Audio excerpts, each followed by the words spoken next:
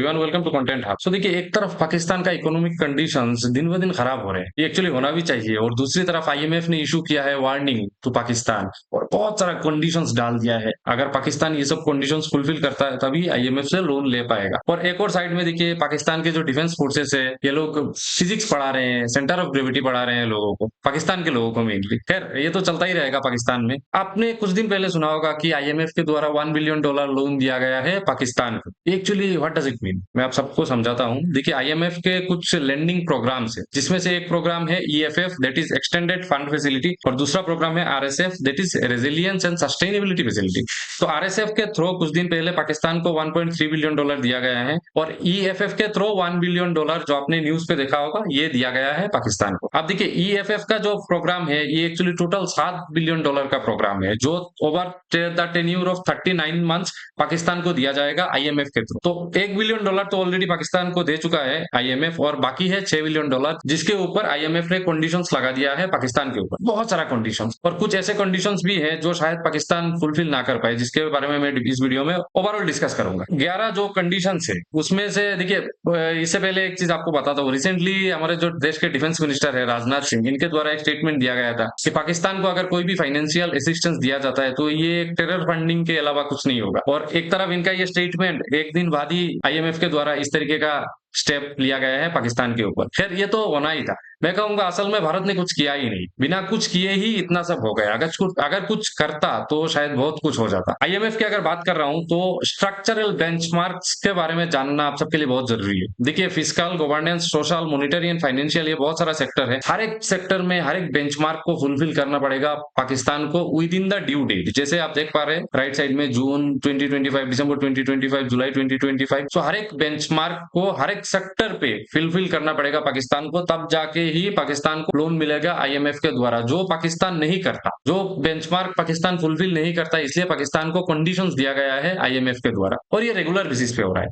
देखिए, अगर कुछ कंडीशंस में से एक कंडीशन मैं कहूं तो है डिफेंस बजट। पाकिस्तान का जो डिफेंस बजट है, ये साल साल बढ़ता ही जा रहा है, क्योंकि भारत के साथ वार करना पाकिस्तान जैसे छोटे इकोनॉमी के लिए उतना इजी नहीं है। तो पाकिस्तान क्या करता है, कुछ साल बाद ही अपना डिफेंस बजट बढ़ाता रहता है। तो इस साल पाकिस्तान ने एज्यूम किया था कि डिफेंस बजट 18% से इंक्रीज करेगा, लेकिन आईएमएफ के द्वारा डायरेक्टली बोल दिया गया है कि आप 18% से बढ़ा नहीं सकते, आप उसको कम करके 12% पे लाइए। ये पाकिस्तान को डायरेक्टली बोल दिया गया है आईएमएफ के द्वारा। और दूसरा पॉइंट देखिए, जो पार्लियामेंटरी अप्रूवल है 2026 का बजट, वो इन line with the IMF staff agreement होना चाहिए, ये आईएमएफ ने कह दिया है। मीनिंग ये है कि आईएमएफ जिस तरीके से बोलेगा कि आपको defence budget as well as जो पार्लियामेंटरी अप्रूवल है 2026 के बजट, उसको आईएमएफ के तरह ही सेट करना पड़ेगा पाकिस्तान को। अदरवाइज आईएमएफ किसी तरीके का कोई लोन प्रोवाइड नहीं करेगा पाकिस्तान को। और टोटल जो डिफेंस बजट है, जो फेडरल बजट है, उसको 17.6 ट्रिलियन रखा गया है, जिसमें से 1.07 ट्रिलियन डेवलपमेंट स्पेंडिंग के लिए। हालांकि देखिए, डेवलपमेंट स्पेंडिंग तो पाकिस्तान पे होता नहीं है। डेवलपमेंट स्पेंडिंग है क्या, मतलब घर बनाना, टॉयलेट बनाना, या फिर गरीब जो लोग हैं, लोगों को कुछ फाइनेंशियल असिस्टेंस स्कीम वगैरह प्रोवाइड करना, ये सब डेवलपमेंट स्पेंडिंग तो पाकिस्तान करता नहीं है। लेकिन इस बार करना पड़ेगा, आईएमएफ ने ये साफ साफ कह दिया है पाकिस्तान को। Otherwise IMF is not going to pay single penny to Pakistan, और ये पाकिस्तान को भी पता है क्लियरली। इसके अलावा एक और एस्पेक्ट है, एक और कंडीशन है जो आईएमएफ के द्वारा पाकिस्तान पे लगाया गया है, ये है कि एग्रीकल्चरल इनकम टैक्स लॉज, ये थ्रू एक कॉम्प्रिहेंसिव प्लान। देखिए, पाकिस्तान के अलग अलग प्रोविंसेस है, 4 प्रोविंस है, और हर एक प्रोविंस के लिए एग्रीकल्चरल इनकम टैक्स लॉज लाना बहुत ही जरूरी है। भारत के तरह पाकिस्तान भी एक एग्रीकल्चर डिपेंडेंट कंट्री है, और पाकिस्तान अगर इस जो बजट है, इस जो अमाउंट है, इसको अगर एग्रीकल्चर पे स्पेंड नहीं करेगा, तो शायद आने वाले समय में पाकिस्तान का इकोनॉमिक कंडीशंस और ज्यादा खराब होगा। और ये मैं नहीं कह रहा, ये आईएमएफ कह रहा है, और आईएमएफ को ये लगता है, जिसकी वजह से ये मेन कुछ पॉइंट्स है, मेन कुछ कंडीशंस है जो आईएमएफ ने पाकिस्तान को दिया है। इसके अलावा भी एनर्जी सेक्टर और इंडस्ट्रियल पॉलिसी कंडीशंस पे भी बहुत सारा कंडीशंस आईएमएफ के द्वारा पाकिस्तान को बोला गया है। तो खैर, आने वाले समय में पता चलेगा क्या आईएमएफ के द्वारा दिए गए कंडीशंस पाकिस्तान फुलफिल कर पाएगा या नहीं। और अल्टीमेटली देखिए, आईएमएफ ने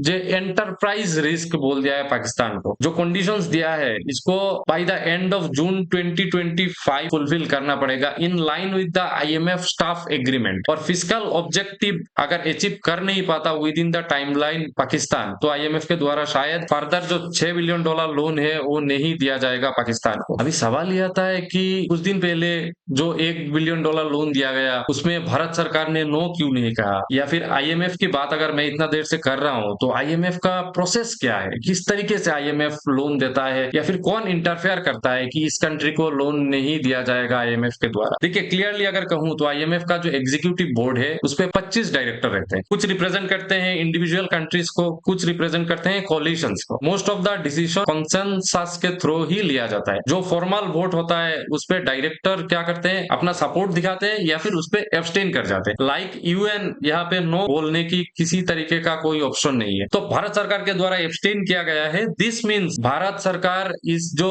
आईएमएफ का जो भी प्लान है इसको सपोर्ट नहीं करता, और by choosing abstain India signals is disapproval and officially recorded its objection. No करना ही ऑब्जेक्शन माना जाता है एक्चुअली आईएमएफ पे। लेकिन देखिए न्यूज रिपोर्ट्स जो है ना, ये न्यूज रिपोर्ट्स को अगर आप ठीक तरीके से पढ़े, बहुत सारा जो आर्टिकल वगैरह आता है न्यूज पे या फिर वेबसाइट, अलग अलग वेबसाइट पे बहुत सारा आर्टिकल रहता है। ये ब्लूमबर्ग है, यहाँ पे जाने पर भी आपको बहुत सारा चीज देखने को मिलेगा। तो ये जो रिपोर्ट्स क्या इंडिकेट करते हैं, इंडिया का जो कंसर्न है ये की इश्यूज को लेकर, पाकिस्तान को लोन मिलेगा या नहीं मिलेगा इसको लेकर। देखिए पाकिस्तान को अगर लोन नहीं मिलता तो भारत के लिए अच्छा है, और इसको लेकर जो भारत सरकार का क्या स्टेप है, देखिए भारत सरकार ने मेनली 3 मुद्दे पे बात किया है। एक है क्रोनिक डिपेंडेंस। लास्ट 35 सालों में 28 बार पाकिस्तान को आईएमएफ से लोन मिला है, और लास्ट 5 सालों में 4 बार मिला है। तो क्रोनिक डिपेंडेंस है आईएमएफ के ऊपर पाकिस्तान का, इसको हाईलाइट किया है भारत सरकार ने। और दूसरा जो पॉइंट है मिलिट्री इंटरफेरेंस। भारत सरकार ने कहा है कि पाकिस्तानी मिलिट्री का रोल इकोनॉमिक डिसीजन मेकिंग में बहुत ज्यादा है पाकिस्तान, जिसके लिए ट्रांसपेरेंसी नहीं है पाकिस्तानी जो इकोनॉमी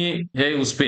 इसलिए भारत सरकार ने एक मिलिट्री इंटरफेरेंस का एक ऑप्शन आईएमएफ पे हाईलाइट किया है, जो बिल्कुल सही है। जो थर्ड ऑप्शन है that is security concern. Bharat सरकार ने ऑफिशियली अपोज किया है कि देखिए Pakistan cross border terrorism regular basis पे कर रहा है, और इसी सिचुएशन पे अगर पाकिस्तान को आईएमएफ के द्वारा लोन दिया जाएगा तो ये लोन हेल्प करेगा पाकिस्तान को इंक्रीज करने में क्रॉस बॉर्डर टेररिज्म, जो रीजन के लिए अच्छा नहीं है। तो ये 3 पॉइंट्स मेनली भारत के द्वारा हाईलाइट किया गया है टू आईएमएफ, और आप कह सकते हैं कि इसी रीजन की वजह से आईएमएफ ने अभी इतना सारा कंडीशंस डाल दिया है पाकिस्तान पे कि आपको लोन नहीं मिलेगा until and unless you fulfil this kind of conditions. आशा करता हूं इस वीडियो के जरिए मैं आप सबको थोड़ा बहुत जानकारी देने में सफल रहा। You can type your views and suggestion in the comment section. Thanks for watching the video. जय हिंद, जय भारत।